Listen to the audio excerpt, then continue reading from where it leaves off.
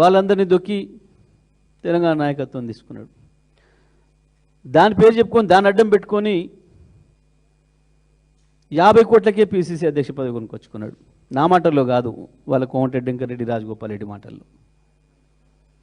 ఇప్పుడు మొత్తుకుంటున్నారు వాళ్ళు, అరే ఈ 50 కోట్లతోని 50,000 కోట్లు సంపాదించవచ్చు అని చెప్పి మేము అనుకోలేదు అన్నాడు. ఒక్క 50 కోట్లతోని పిసిసి కొనుక్కొచ్చుకొని దాన్ని అడ్డం పెట్టుకొని ముఖ్యమంత్రికి కలెక్షన్లు చేసి నెలకు 1000 కలెక్షన్ చేస్తున్నాడు, 100 పంపుతున్నాడు పైకి. 100 పైకి పంపిస్తే వాళ్ళు ఆడికే సంతృప్తి పడి కొనసాగిస్తున్నారు. నెలకు 1000 కోట్లు ఏమో ఈయన సంపాదిస్తున్నాడు అని చెప్పి వాళ్ళు బాధపడుతున్నారు. నిజమే, తొక్కడం అలవాటే నీకు. పాపం తెలంగాణలో 10 ఏళ్ళు, అంతకుముందు 20 ఏళ్ళు 30 ఏళ్ళు వాళ్ళకి జ్ఞానం తెలిసిన కానించి పాపం ఆ 3 రంగుల జెండా, కాంగ్రెస్ జెండా పట్టుకొని తిరిగిన బట్టి కావచ్చు, ఉత్తమ్ కావచ్చు, పొన్నం కావచ్చు, దామోదర్ రాజనరసింహ కావచ్చు, శ్రీధర్ బాబు కావచ్చు, కోమటిరెడ్డి సోదరులు కావచ్చు, అందరిని దొక్కే పిసిసి తెచ్చుకున్నావు. దోపిడీ చేసి కలెక్షన్ చేసే పదవి నిలబెట్టుకుంటున్నాం ఇవాళ. నీకు తెలిసిన పదాలు గివే, నీకు వచ్చిన భాష గదే. తొక్కడం అనే ఆలోచన కనుక ఏ ఒక్క సెకండ్ కేసీఆర్కి వచ్చినా ఇవాళ నీ ఓడు అడ్రస్ తెలిసేది కాదు ఇవాళ ఈ రాష్ట్ర ప్రజలకి. తొక్కుడు అలవాటు లేదు మాకు, తొక్కుడు భాష ఎన్నడూ మాట్లాడలేదు మేము. కేసీఆర్ ఎన్నడూ అటువంటి రానియలే. ఏం చేసిండు జిల్లాకు అని అడిగితే, జిల్లా కావచ్చు, రాష్ట్రం కావచ్చు, మా కార్యకర్తను ఎవరిని అడిగినా, జిల్లాలో ఏ అధికారిని అడిగినా, రాత్రి పగలు పనిచేసిన ఆనాటి అధికారులను అడిగినా 3 నిమిషాలు సమయం ఇస్తే 300 నుంచి 3000 అభివృద్ధి కార్యక్రమాలు చెప్తారు నల్గొండ జిల్లాలో. మీ జానారెడ్డి కాన్స్టిట్యున్సీ, మీ ఉత్తమ్ కాన్స్టిట్యున్సీతో సహా, ప్రతిపక్ష నాయకులుగా ఉన్న మీ నియోజకవర్గాలతో సహా ప్రతి నియోజకవర్గంలో మేము చేసిన అభివృద్ధిని 3 నిమిషాలలో 300 నుంచి 3000 కార్యక్రమాలు చెప్పగలుగుతారు. కానీ రేవంత్ నీకు నీ మంత్రులకు ఎవరికైనా అవకాశం ఇస్తే 3 నిమిషాలు కాదు, 3 గంటలు ఇచ్చినా, 30 రోజులు ఇచ్చినా ఒక్కటి చెప్పగలుగుతారా మీరు? నల్గొండ జిల్లాలో మీరు ఏం చేసిండ్రు ఒకటంటే ఒక మాట గిది అని చెప్పడానికి.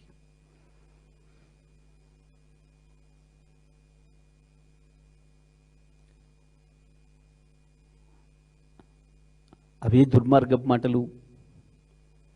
ఏంటిది? మనుషుల గురించి, ఎత్తుల గురించి, పొడుగుల గురించి ఎవడు మాట్లాడతాడు? అయితే సబ్జెక్ట్ లేనోడు మాట్లాడతాడు, లేదా సంస్కారం లేనోడు మాట్లాడతాడు. సబ్జెక్టు లేనోడు, సంస్కారం లేనోడు మాత్రమే మాట్లాడతాడు ఆ భాష. ఏం చెప్పాలి నువ్వు? కేటీఆర్ జిల్లాకు వస్తే ఇవన్నీ విమర్శ చేసిపోయింది, నా మీదకి ఇది అడిగిండు, నేను ఇది చేసినా లేదు, బీఆర్ఎస్ హయాంలో ఇది చేయలేదు చెప్పాలి.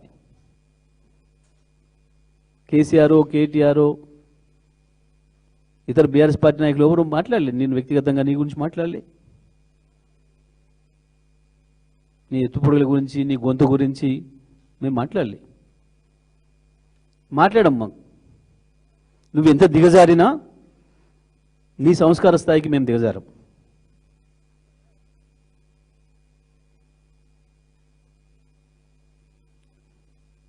నిజమే, ఇవాళ జిల్లాలో వ్యవసాయ రంగం 2014కి ముందే ఇవాళ ఏముంది ఏ రైతుని అడిగా చెప్తారు.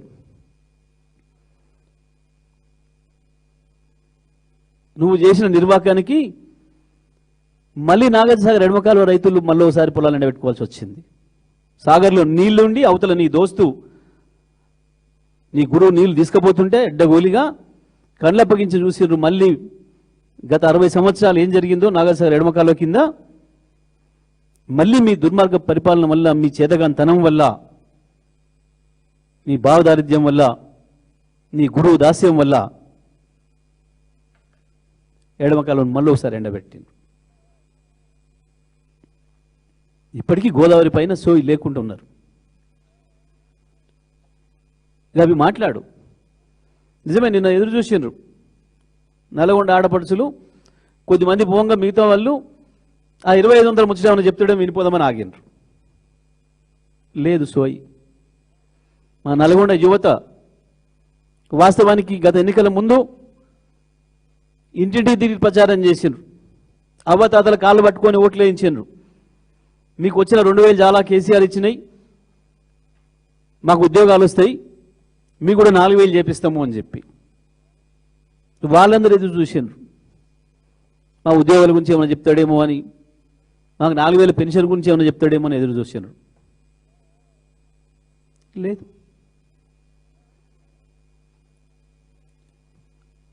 ₹1000 ఇస్తానన్న మాట నిలబెట్టుకుంటాడేమో, ఏమైనా చెప్తాడేమో, మా ఆటో కార్మికులు, మా రైతు కూలీలు ఎదురు చూసిరు. లేదు.